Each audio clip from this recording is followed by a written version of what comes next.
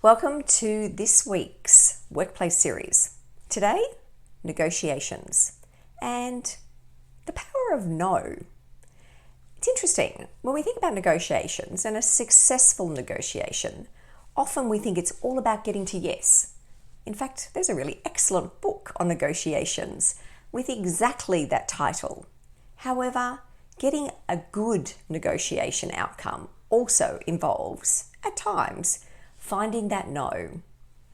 I remember many years ago reading an article that suggested you're more likely to get someone to agree to your ultimate desired outcome if you get them to agree to a series of yes statements during the negotiation process.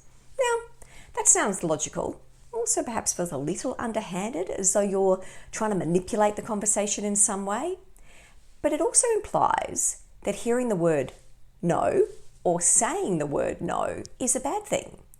But a no is actually good for both sides of the discussion. For example, it helps to clearly outline the boundaries of the discussion so that you know the other person's perspective on a matter and how far they're willing to compromise. It's also incredibly empowering for you because when you constantly say yes, agreeing to things that you don't want to do, you ultimately give up your voice and disempower yourself. The acclaimed author Paulo Coelho once said, "When you say yes to others, make sure you're not saying no to yourself." Love that quote. Everyone has the right to say what they want and what they don't want.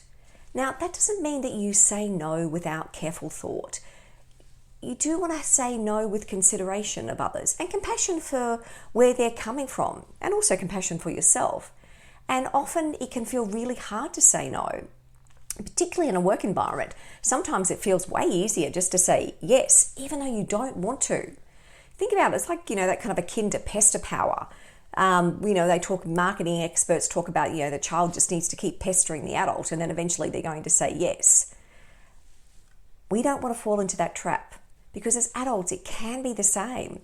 We say yes to things, often reluctantly, because it's easier than explaining why we don't want to do something, or because we don't want to hurt someone's feelings. So when you're faced with this dilemma, you want to ask yourself a couple of questions.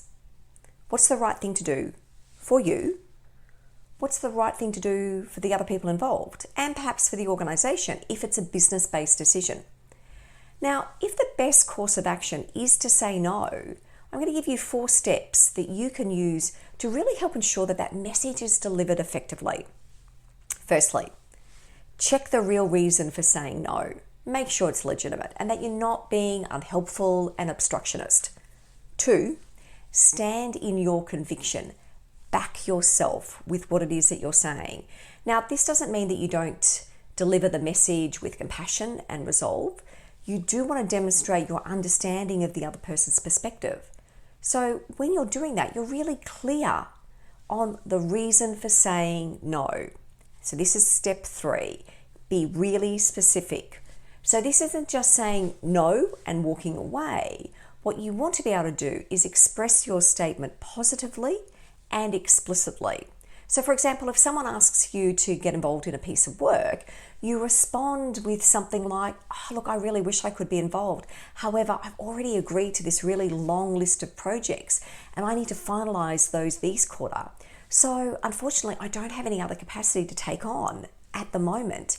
Hey, but please think about me next time." 4, this is your last point to consider. Be really genuine in that response and make sure you're open to hearing the other person's point of view. They have the right to express disappointment or discontent about the fact that you're saying no. You want to listen to them and ensure that they feel heard while still standing your ground and backing yourself.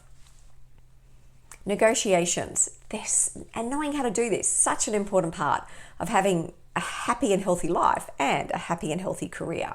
And so with all of this, you want to wrap around it. Remember, it is a long-term game and you want to put effort into developing excellent relationships because that's such an important part of being that influential leader, that influential person within your organization. Being influential means you need to know how to say no. So Where do you perhaps need to say no this week? Take care. I'll see you next week.